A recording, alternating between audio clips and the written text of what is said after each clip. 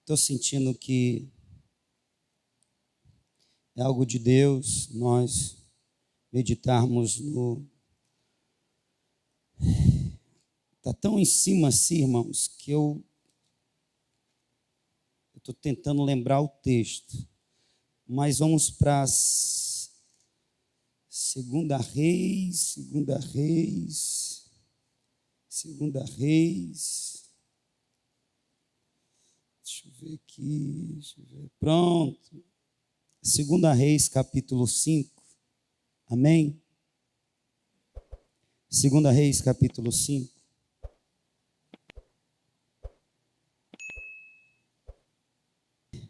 Eu estou crendo muito que eu estou aqui sendo movido como Judas, né? Judas, ele pretende escrever sobre um tema, mas ele diz, eu estou sendo como que impelido, direcionado a falar sobre a vossa luta pela fé. E aí ele escreve o que ele está sendo direcionado ali, embora ele quisesse falar sobre outra coisa.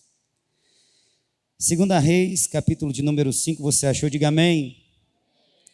Versículo de número 15, diz assim: então voltou Naamã ao homem de Deus, ele e toda a sua comitiva. Veio, pôs-se diante dele e disse: agora conheço que em toda a terra não há Deus senão em Israel.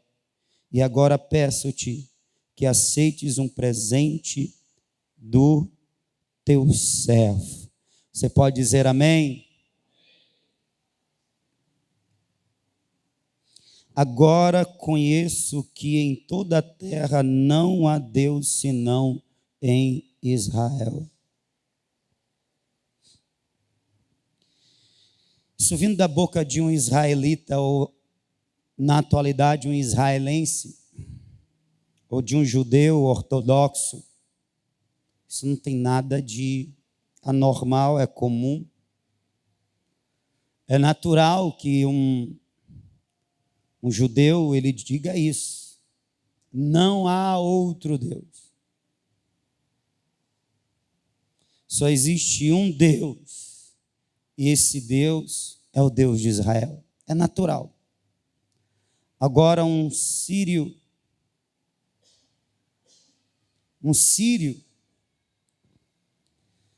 declarar isso, aí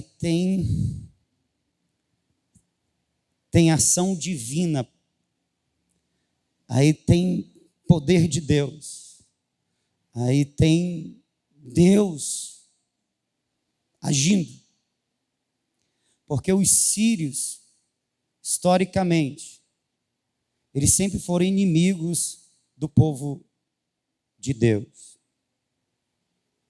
Sempre foram inimigos. Poucas vezes eles estiveram em aliança.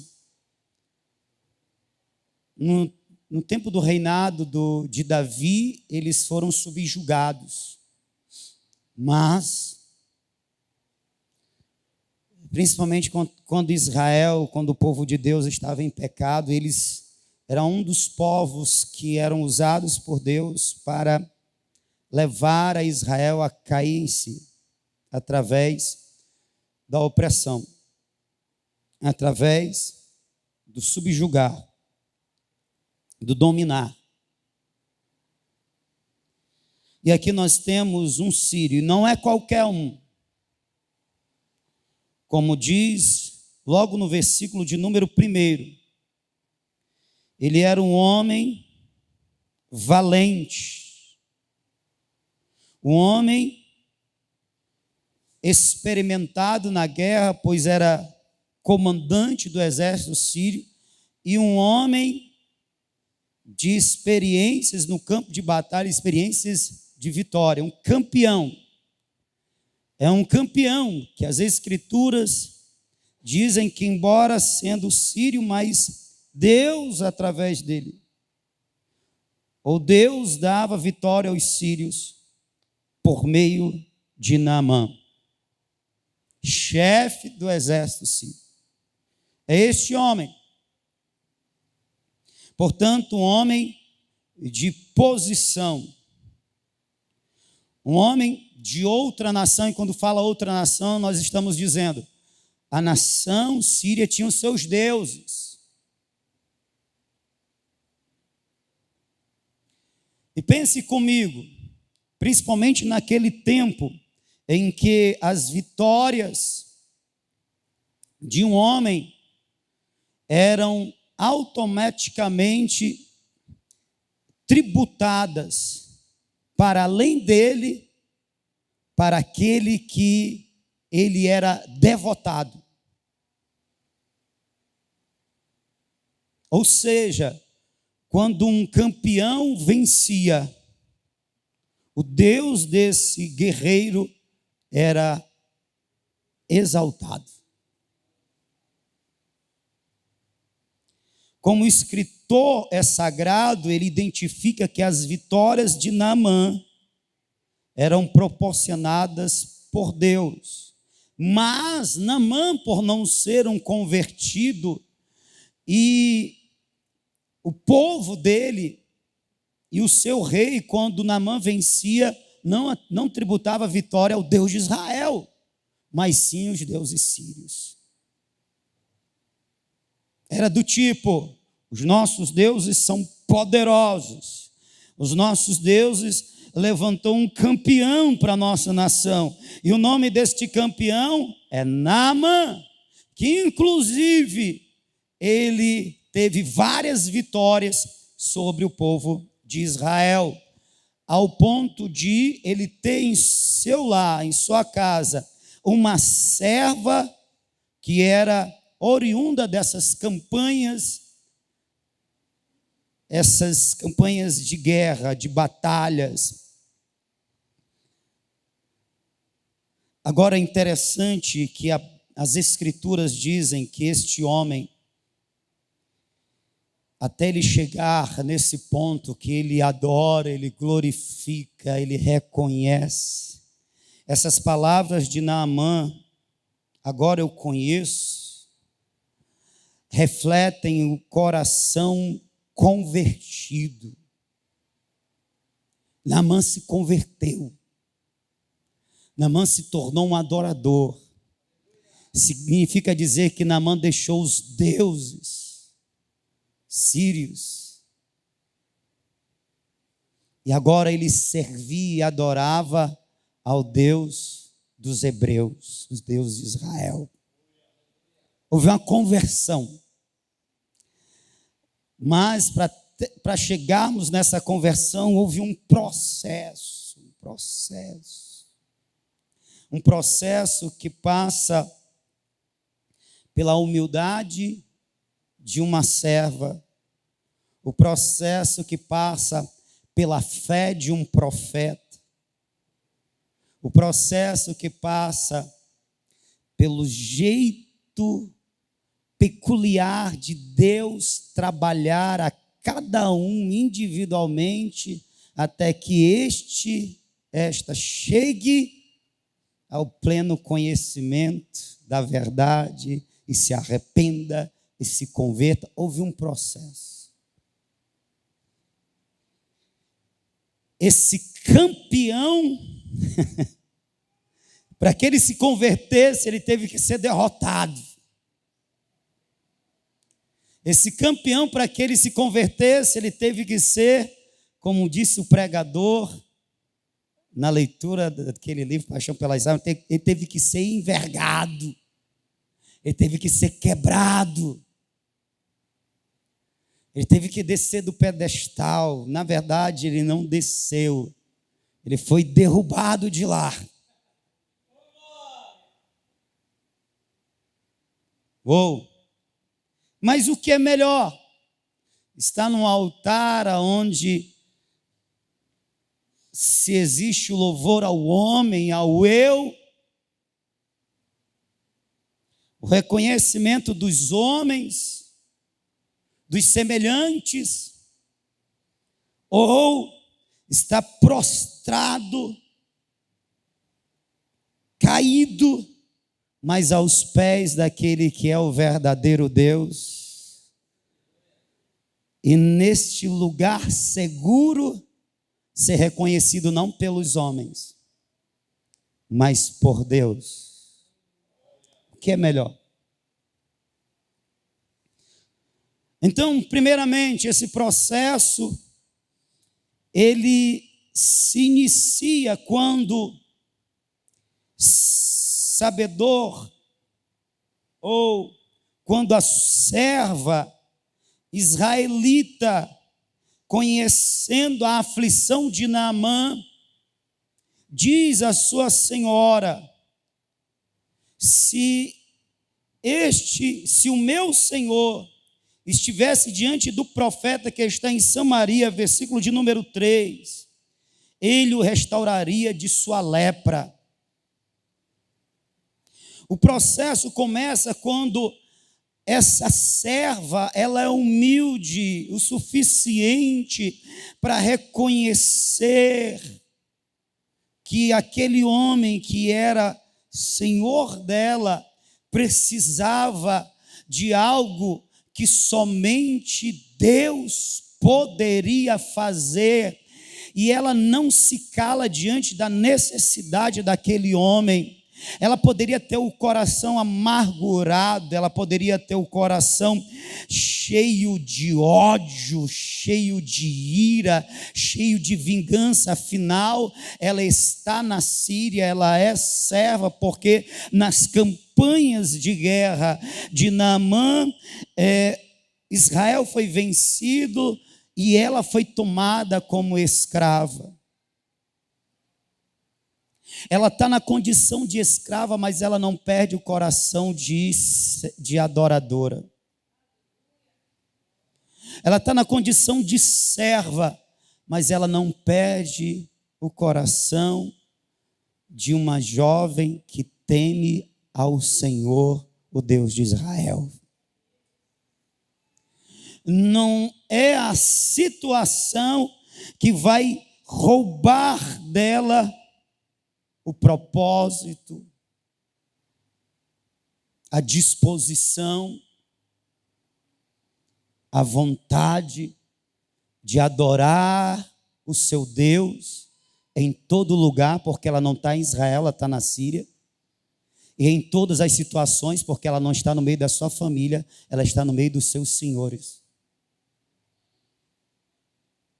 E assim se porta, se posiciona, vive um verdadeiro adorador. As condições não mudam quem ele é e o que ele se propôs a ser. O lugar não muda. As pessoas que lhe cercam não mudam a sua atitude. Ele não se deixa influenciar, ele influencia. Ele não perde a oportunidade para, em qualquer lugar e em qualquer situação, ele bem dizer o nome do Senhor. E nós dizemos o Senhor Jesus. É assim com você?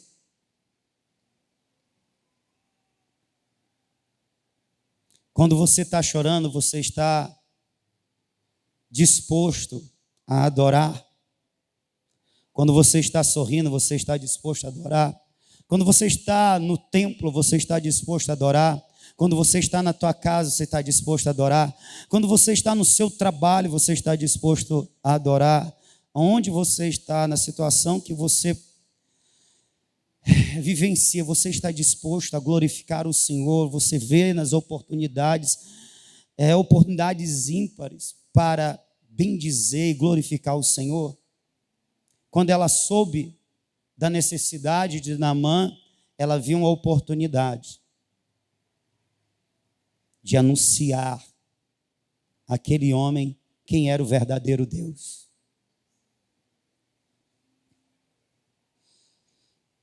E ela conta para a sua senhora, esposa de Naamã, e a esposa de Naamã conta para ele. E aí nós Observando Naamã, nós encontramos um homem que era admirado, respeitado. Eu queria muito que você pensasse em você, como as pessoas te veem. Então ele era respeitado, ele era admirado, ele era querido, muito bem querido, porque através dele a Síria ficou conhecida e respeitada e temida pelas outras nações. Então o olhar de fora era de um homem forte, de um campeão, portanto um guerreiro. Tanto é que o texto diz que era homem valente. E aí nós temos o olhar das pessoas que o conhecem de ouvir falar de seus feitos. Todavia, existe um olhar de dentro e existe um olhar dos céus. Quando eu olho para você, eu te conheço, mas eu te conheço de ouvir falar. Do pouco que eu lhe vejo, o pouco que eu noto de você, nas poucas vezes que nós estamos juntos, nos reunimos. E eu posso ter uma visão muito favorável de quem você é, porque é dado em poucos momentos. E geralmente as pessoas que nos conhecem de poucos momentos, elas não conseguem nos ver com uma luz mais intensa, então não dá tempo para ver os nossos defeitos, a não ser que a pessoa tenha sempre um olhar negativo.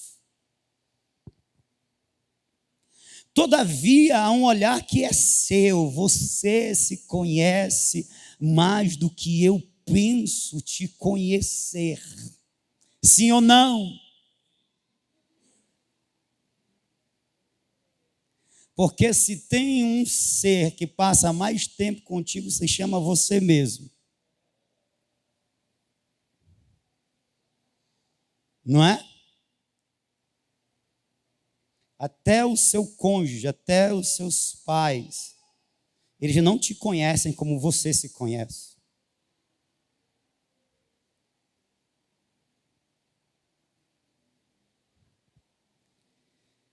E tem um olhar que é do céu, irmãos. É o olhar de Deus. Porque mesmo eu tendo um conhecimento mais apurado de quem eu sou, ainda assim me fogem algumas coisas que eu oculto de mim mesmo. Que eu faço questão de enterrar em algum canto da alma. Coisas que eu fiz ou que eram para fazer, eu não fiz. Coisas que fizeram a mim, que não eram para ter sido feitas, mas foram. E elas estão em algum esconderijo da alma, de alguma forma influenciando quem eu sou, o que eu escolho, o que eu faço. E aí eu não percebo por que eu tomo algumas escolhas, que eu prefiro algumas situações, alguns lugares, algumas pessoas. Mas isso vem de algo que está em mim, que eu escondi de mim mesmo, que eu não quero acessar e não acesso de uma forma consciente, mas inconsciente, ela está me afetando. Todavia, no olhar divino, o que eu exponho e o que eu escondo, tudo está patente aos olhos daquele que enxergam como tochas de fogo que penetra o nosso ser, que chega aos cantos mais escuros da nossa alma. Por isso o apóstolo Paulo, escrevendo ao seu filho na fé, Timóteo, ele diz: procura apresentar-te a Deus aprovado, como obreiro que não tem do que se envergonhar, que maneja bem a palavra da verdade. Procura apresentar-te a Deus aprovado. Porque enganoso é o coração do homem, e às vezes eu procuro apresentar a mim, e eu procuro desculpas para mim, para ter o coração consolado, confortado, firmado em alguma coisa que me dê autoridade e autorização para fazer o que eu estou fazendo, continuar vivendo como eu estou vivendo. Então eu busco recursos para confirmar o que eu quero, mas a Bíblia diz que é enganoso o coração do homem. A Bíblia diz também que nós costumamos a nos enganar. E se eu consigo me enganar, vale enganar quem me vê de fora e que não me conhece por dentro. É muito mais fácil.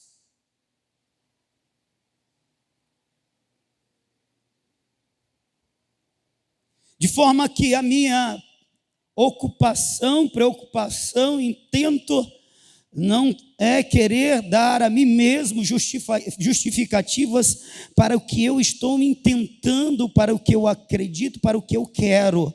Eu preciso, pela palavra, na palavra, dar a Deus, mostrar a Deus, me apresentar a Deus de forma que Deus me aprove, porque se Deus me aprovar, está aprovado para mim mesmo, e eu estarei aprovado para os homens. Então Naamã era este homem que ele era conhecido pelos de fora, mas ele se conhecia, e é aquele negócio, ele andava diante dos outros com a armadura, e quem o conhecia via um homem vestido, sabe, a gente sabe, tem aquele negócio da vestidura, a vestimenta militar, ela causa um efeito, porque demonstra autoridade, causa um certo tipo de respeito e admiração só pela vestimenta, pelo que ela significa, pelo que ela representa. Então quem via Naamã o via sempre com uma armadura. Era a armadura de um comandante, o comandante do exército sírio, e a sua fama testificava juntamente da sua armadura, dos seus feitos. Então quem o via de fora, assim, um campeão, um guerreiro. O problema é que debaixo da armadura tinha um homem doente.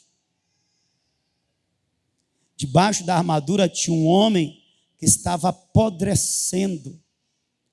Debaixo da armadura tinha um homem que partes do seu corpo cheirava mal.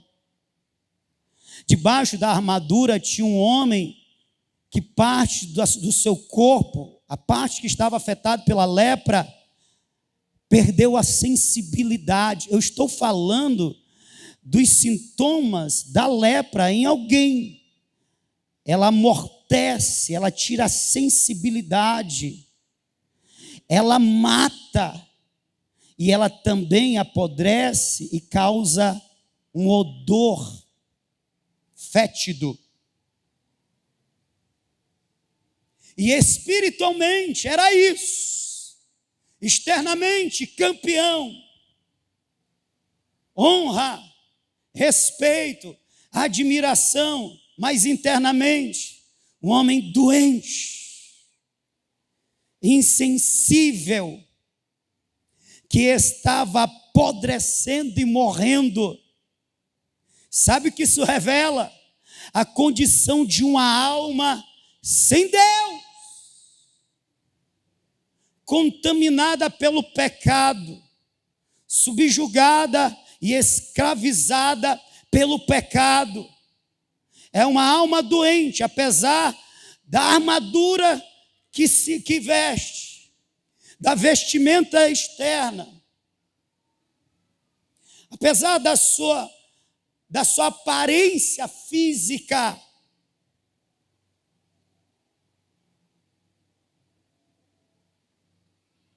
O pecado, ele está te consumindo. O pecado te mostra quem você realmente é e está diante de Deus, quando Deus lhe vê. Então você é descrente, você crente, que encobre pecado, que esconde pecado, que não confessa pecado. Quando Deus te vê, quando Ele olha para você, Ele vê o pecado e o que o pecado provoca em você. O pecado te adoece, o pecado te corrompe, o pecado te mata, o pecado tira a tua sensibilidade, o pecado te destrói. Deus, Ele te vê como você está. Acorda, crente visitante. Aqui é assim, viu? Se dormir, o pastor chama atenção.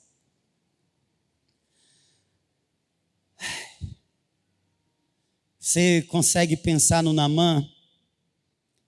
Depois de uma chegada de uma campanha de guerra, vitorioso, montado no seu cavalo, seguido pelos seus campeões, os seus valentes, os seus guerreiros, trazendo consigo os derrotados. Imagina ele chegando na cidade, na capital.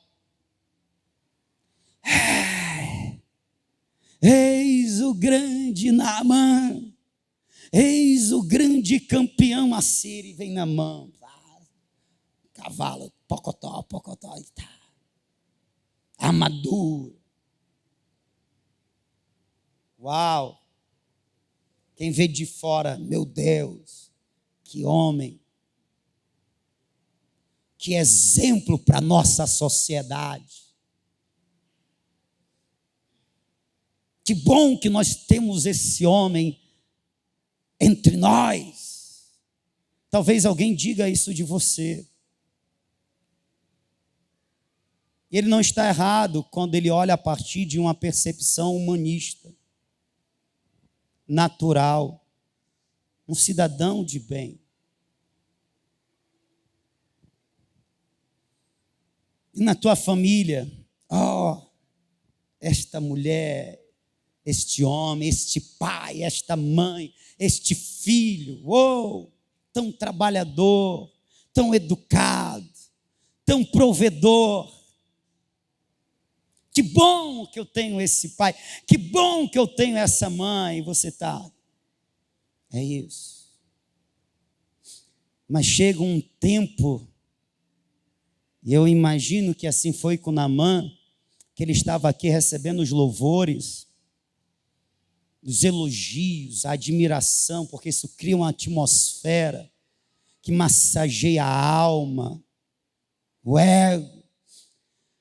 Mas os gritos de fora conflituavam com o mau cheiro de dentro da armadura dele. Mau cheiro provocado pela doença chamada lepra, que estava comendo o seu corpo.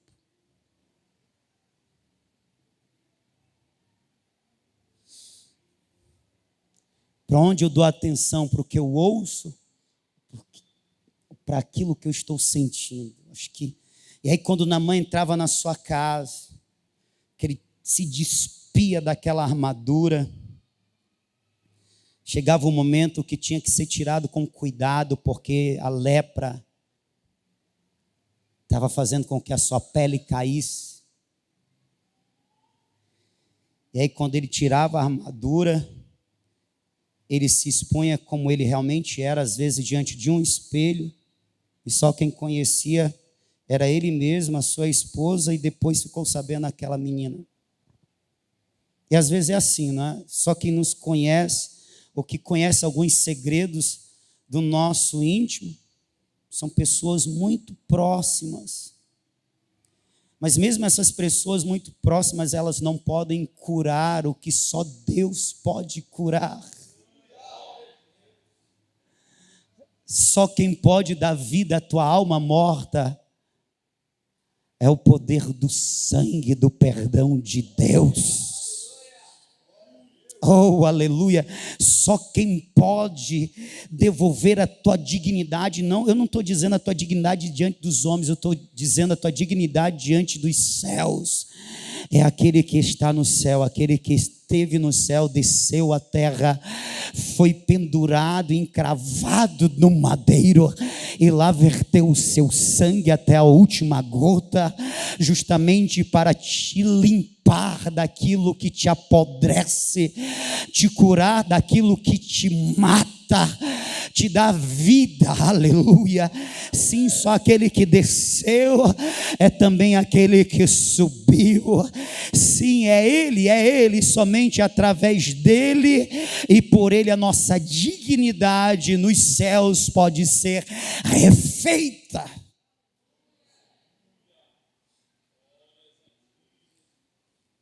Então, Naamã vivia essa vida dúbia. Uma era a vida que ele tinha diante dos outros, outra era a vida que ele tinha diante de si mesmo e daqueles pouquinhos que conheciam o seu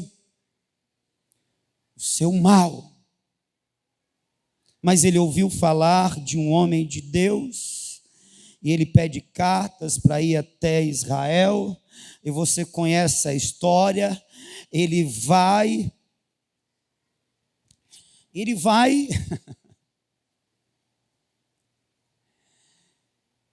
como ele é diante dos outros, e como ele acredita, e como ele quer ser. Então ele vai com a sua pompa, ele vai com a sua armadura, ele vai levando tesouros, presentes. E tem pessoas que assim acreditam que podem comprar o dom de Deus, que podem comprar o que Deus nos oferta graciosamente. Ele vai, e quando ele chega próximo, nós sabemos, ele vai ao rei, o rei, pelo amor de Deus, eu não posso fazer isso, não é comigo. Aí o homem de Deus diz, manda ele vir para cá. O negócio não é com o rei, o negócio é com o profeta. Porque o que Naamã precisava, a autoridade humana não podia lhe dar. O que ele precisava, a ciência humana não poderia fazer. O que ele precisava, só Deus podia fazer. A cura da alma, só Deus pode fazer. A salvação da alma, só Deus pode fazer. Uma vida digna diante dele, só Deus, através do seu Filho, pode fazer. O homem ser limpo de dentro para fora, só Deus pode fazer. O homem ser puro, ser salvo, ser pleno, não apenas o exterior, mas completo, só Deus pode fazer. Nem você mesmo pode fazer por você. Não tem livros de autoajuda que possam te curar dessa lepra que te mata, que te adoece, que te enferma, que te deixa diante de Deus fétido. Nada. O livrinho de autoajuda que quer botar você para cima, vai colocar você para mais para baixo.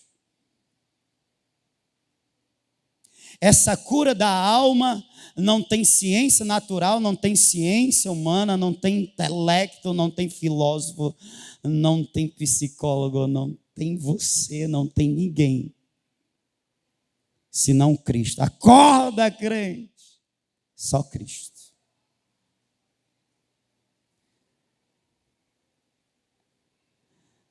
Mas ele vai como ele quer ser visto, como ele quer ser conhecido, como ele é conhecido na Síria, ele quer ser conhecido em Israel, como esse homem poderoso. E quando ele chega para conversar com o profeta começa o processo.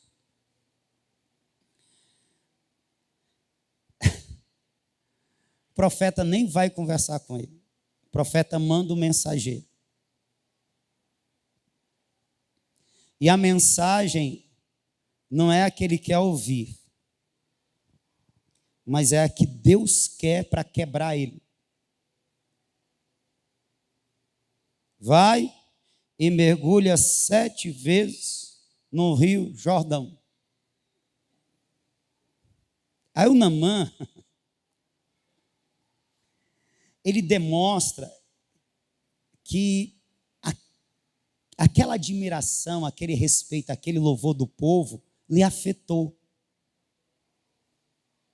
Sabe? Embora ele conhecesse quem de fato ele era, mas o que diziam acerca dele, ele absorveu. É isso mesmo. Então, como ele se achava, o cara, ele ficou horrorizado, porque ele não foi tratado com a pompa, com o respeito, com a honra que ele achava que merecia, que ele recebia na Síria. O profeta não deu nem cabimento para ele. Por quê? Porque o profeta tem olho de Deus e é boca de Deus. O profeta sabia quem Naamã era, como de fato, na sua essência. Naamã não era melhor do que ninguém. Naamã era como a maioria de todos, leproso, doente, insensível. Ele estava morrendo.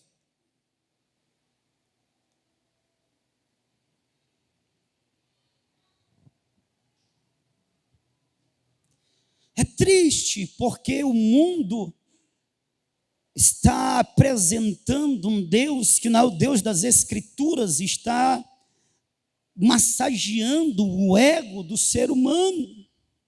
E às vezes tem pessoas que querem se aproximar de Deus como que estivesse fazendo a Deus um favor.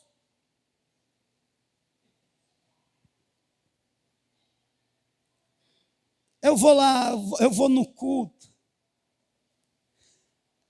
Eu vou porque o irmão está insistindo muito. Eu vou fazer um favor para o irmão. É mais ou menos isso. E é mais ou menos eu vou fazer um favor para Deus. Eu vou lá. Não. Não, Naamã. Baixa a bola, Naamã. Baixa a bola. Deus te conhece. Deus sabe que tu está morto, Deus sabe que tu está podre, Deus sabe que tu está doente. Deus sabe. O teu pecado sobe nas narinas dele com um mau cheiro. Baixa a bola, Naamã. Você não pode comprar Deus. Você não pode comprar a cura, você não pode comprar a salvação. Não tem nada que você venha fazer que venha lhe dar direito, mérito para receber alguma coisa de Deus. Baixa a bola, Naamã. Todo o tesouro que você trouxe não é nada para aquele que é dono do ouro e da prata, daquele que fez os céus e a terra, daquele que é Senhor. Baixa a bola, meu. Como assim? O homem de Deus não veio ter comigo? Que história é essa de dar 7 mergulhos no rio Jordão? Lá na Síria tem outros rios mais limpos. Eu poderia mergulhar lá. Por isso que é bom a gente ter amigo, né, irmão? Aí chegou um dos servos de Naamã, meu senhor. Tipo assim, meu senhor não custa nada. Como era um servo, ele fala com todo jeito. Se fosse um amigo, ia dizer assim: homem, deixa de orgulho. Baixa a bola, mano. Não é do teu jeito, não, mano. Tu quer a cura? Então faz como Deus está dizendo. Faz do jeito que Deus está mandando. Tu quer ser salvo? Não vai do seu jeito, não. Não vai pelo teu caminho, não. Não vai achando porque tu é bonzinho aqui, bonzinho acolá, que tu vai ser salvo, não, irmão. Nem pensa que depois da morte você vai reencarnar e vai ficar reencarnando várias vezes até tu pagar os teus pecados todos. E aí você mesmo vai se salvar a partir das vezes que você pagou pelos seus pecados. Não vai por esses caminhos. Não vai traçando um caminho, fazendo um projeto de como você vai buscar ser salvo. Não é do teu jeito. Deus já estabeleceu o caminho. Deus já traçou o caminho, já mostrou a porta. Jesus disse: eu sou o caminho. Eu sou a verdade, eu sou a vida, e ninguém vem ao Pai senão por mim. Aleluia. E depois ele diz: eu sou a porta. Quem entrar por mim salvar-se-á, entrará, aleluia, e encontrará pastagem. Eu sou o caminho, quem entrar por mim salvar-se-á. Deus já propôs, estabeleceu o caminho, a porta para nós sermos salvos, e é Jesus Cristo. Aí ele resolve ouvir aquele servo, ele vai lá dar um mergulho. Eu mergulho, meu irmão, cada mergulho era uma lapada no seu orgulho. Porque o mergulho é desafiador, não pelas águas do Jordão, que não eram tão limpas como as águas dos rios que ele falou. Sabe por quê? Por que era mais desafiador? Me perguntem, por favor. Porque no Jordão, para dar um mergulho, ele tinha que se despir. Ele tinha que se mostrar como realmente ele era. Cheio de lepra. Entendeu? Entendeu por que ele não queria dar os mergulhos?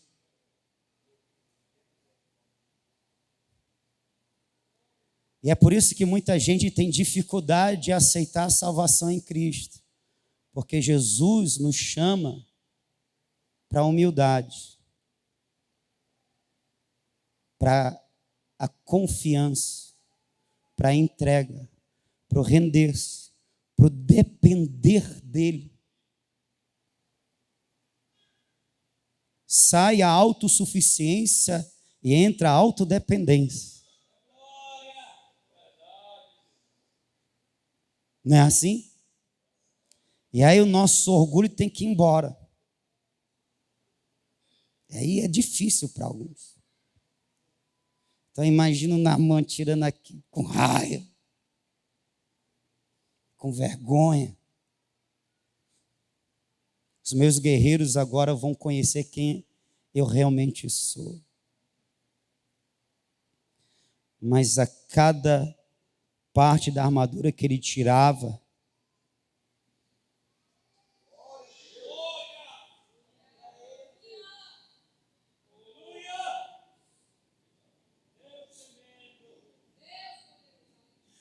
partes daquilo que lhe cobriam e também lhe prendiam naquela situação de engano,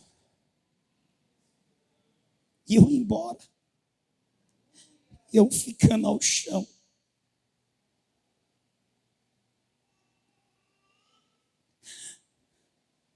Que bom que Jesus, ele nos deixa desnudo. Que bom que ele nos tira essa vestimenta de pecado que nos cobre.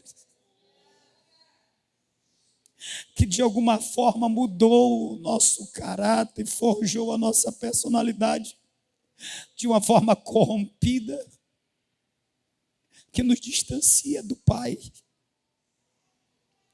Mas que bom que na cruz Ele nos deu exemplo, porque Ele esteve lá despido. Sem precisar, Ele nos deu exemplo, porque Ele, sim, não tinha pecado. Ele, sim. Mas Ele ficou nu na cruz. E nós temos dificuldade de nos despir daquilo que nos engana e daquilo que nos prende numa condição de alma que a gente engana o homem, engana o eu, mas não está enganando Deus.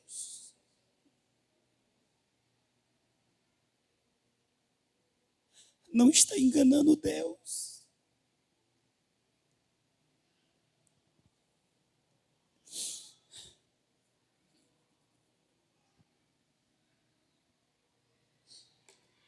Eu queria que você entendesse muito o que Deus está falando hoje.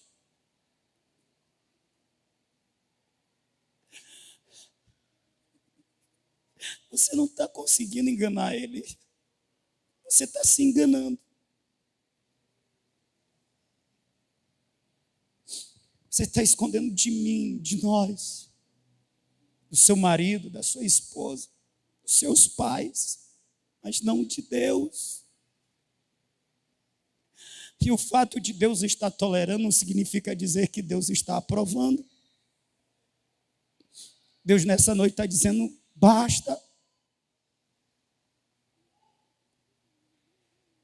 Desce as águas.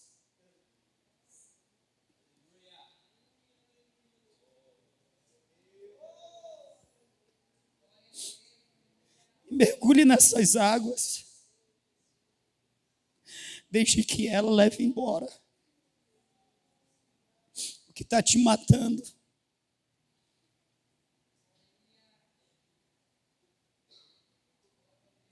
O que está te apodrecendo de dentro para fora. Abandone esse pecado. Abandone, abra mão desse direito de vingança. Dessa mágoa, desse rancor.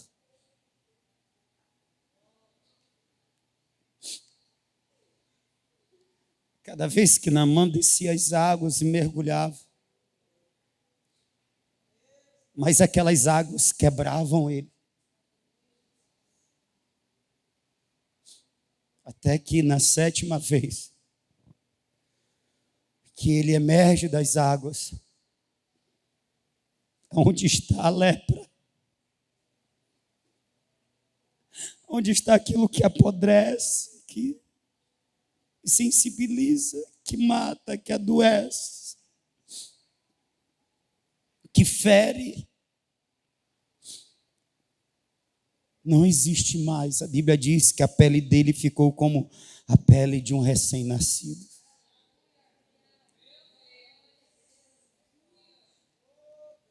É um tipo do novo nascimento.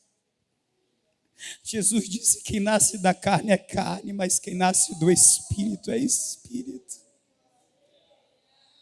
É o nascer de Deus, é o nascer do alto. Quando ontem o Sávio estava pregando, ele estava falando do fardo de Jesus, Mateus 11, versículo 28, que é suave, que é leve. Eu cochichei aqui com a irmã Rosângela dizendo, sim, quem passou pelo novo nascimento, quem recebeu aquele novo coração que Deus profetizou através do profeta Ezequiel, quem recebeu o novo espírito, o espírito vivificado na conversão, recebeu um espírito que é forte, e que o fardo de Jesus não é pesado para ele, é tão leve. O fardo de Jesus é pesado para quem não nasceu de novo, para quem não recebeu esse novo coração. para quem não foi regenerado. Sim, é pesado, é difícil ser crente, é cheio de ordenança, é cheio do que não pode, é cheio do que deve, é tão difícil, é tão difícil, é tão difícil. Mas João disse que os mandamentos de Deus não são penosos. Não são penosos para quem desceu às águas. Não são penosos para quem se despiu do velho homem.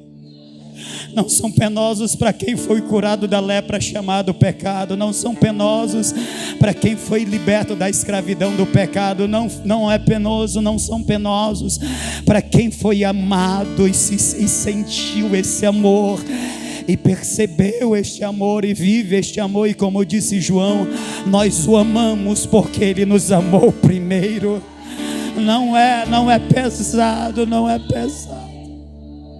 Não é pesado para quem abandonou o orgulho e abraçou a humildade. Para quem abandonou a autodependência, a autossuficiência e se entregou à dependência plena, total de Deus Espírito.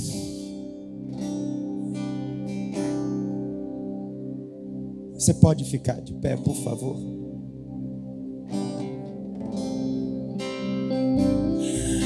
Sabe a cena que eu vejo, que eu imagino?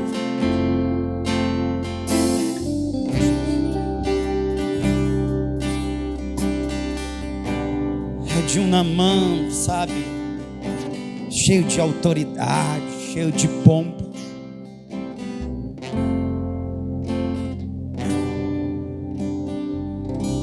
Agora ali no canto, envergonhado, vão descobrir quem eu sou.